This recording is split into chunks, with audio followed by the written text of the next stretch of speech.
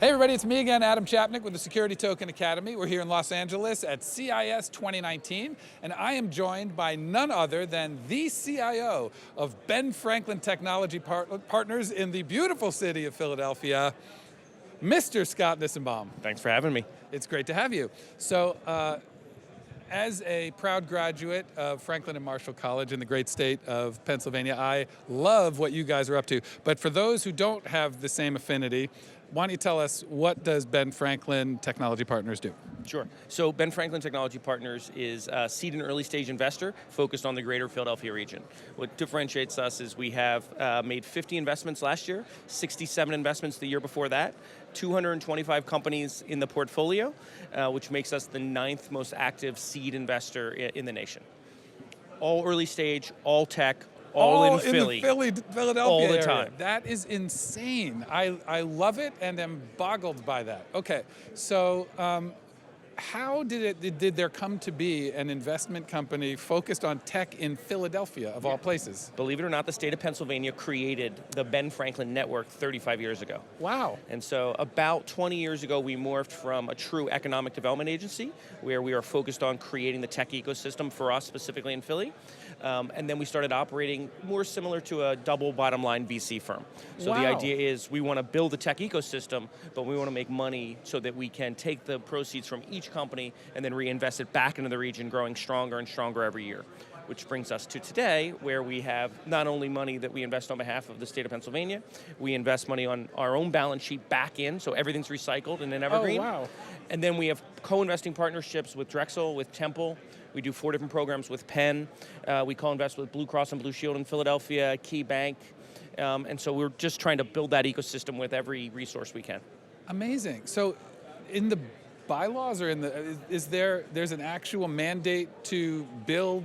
Yes. How do you measure building ecosystem? Yeah, so good question. So the Department of Commerce and Economic Development in this last year gave us $3.5 million. Okay. We started it in 1982 with 10 million, then it went to 7, then it went to 3.5. Oh. But we have been building, and for every dollar they've given us, they've gotten back $4 directly related to the wage and tax revenue. Wow. And so essentially it's an economic engine not only for the jobs we create, but also for the state in terms of revenue generation. So if that's the economics, you would think it would have gone the other direction, from 10 up. You would think so. Right. And if you do it on an inflation-adjusted basis, it should be about 44 million. Huh. But the state, like most states, have their own issues and their own priorities. And although we continue to perform, we're starting to get closer and closer to be able to do it and stand on our own. That is amazing. So what is the average size of a deal that you guys will enter into? And so average investment size is about 200,000 as part of $1 million round. Wow. We can invest up to $1 million in any one company.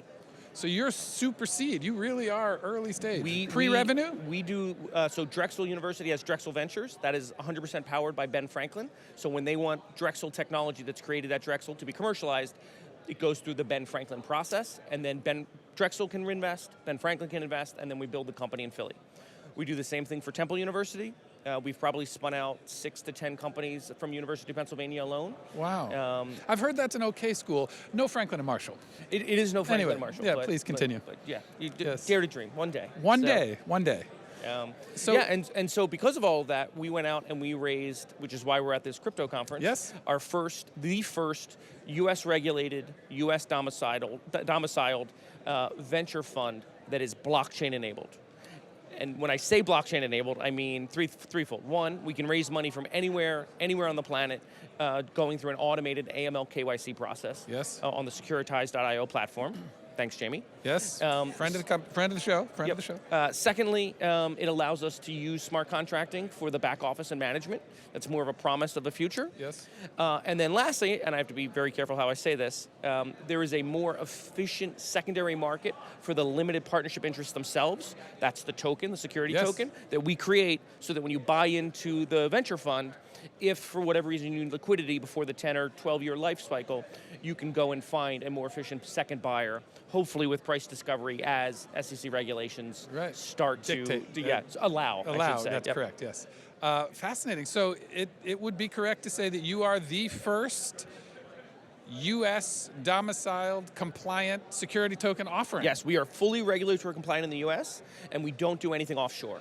And so if you look at Securitize's IO, Spice VC, or 22X, or blockchain, they all have some component of managing US regulations by going outside of the regulations. Whereas we came in and said, we really want this to be focused on Philly, but all about the US. We want to prove, and the innovation is that we want to prove that you can leverage the blockchain for added value, but still fully comply with rules that don't quite contemplate the blockchain yet.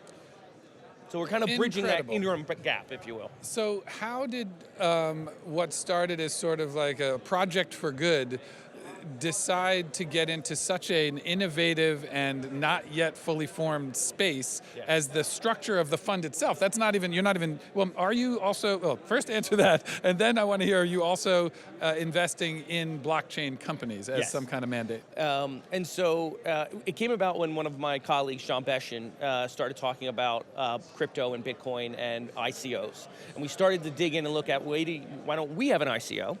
And then we said, well, that won't jive with our legal framework, especially in the US. And then we said, well, but is there an opportunity to leverage blockchain? What would that look like? We worked for about 18 months. We worked closely with KPMG, Pepper Hamilton, Morgan Lewis, White & Williams, all these different service providers to say, is it legal? Will it work? Can we do it? And 18 months out of the other end, we said, let's run with it. Amazing. And I'd be amiss if I didn't highlight Opex Systems, which is the largest outsourced software engineering firm in the world, 28,000 employees, $8 billion in market cap, traded on the New York Stock Exchange, is our anchor investor. Whoa. And so they committed $5 million. They've been a phenomenal partner. They're helping us with international reach, and it brings gravitas to the overall enterprise. We put $5 million of our own money in. We have Fulton Bank in for a couple $1 million, a couple family offices. So we've got some real momentum in terms of tier one caliber investors in the US, sort of setting the stage so that investors abroad can look at that and say, all right, they're real, they're doing deals, they got a huge portfolio, maybe it's a fit. So what has been the, the result of yours and your partners' influence in the tech region? What was it before and what is it now? Is it?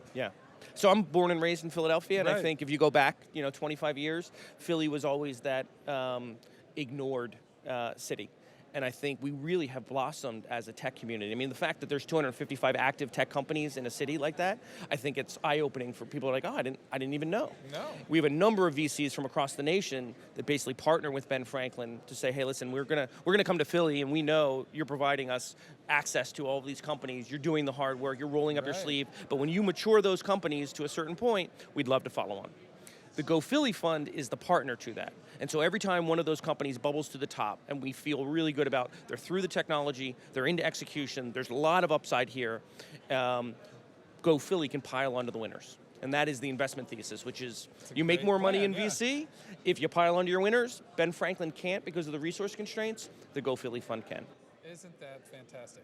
So as far as the mandate or the thesis of the fund itself, is there some component that includes blockchain, or is it just sort of is that not part of the Because mission? We're always early stage, because we're always technology, and because we're always in the Philadelphia region, we don't purely focus on a technology sector. It would be too minimizing. We have dedicated investment teams to information technology, digital health, life sciences, and advanced manufacturing.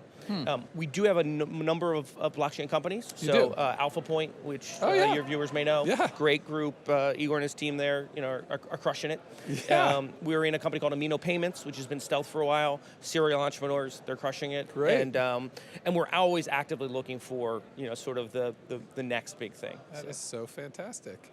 Well, it's great to have met you and to have been, I think, I'm going to say, the first place to feature the world's first world premiere US compliant STO issuer himself, Mr. Scott Nissenbaum. Thanks for joining us. Thank you so much for having me.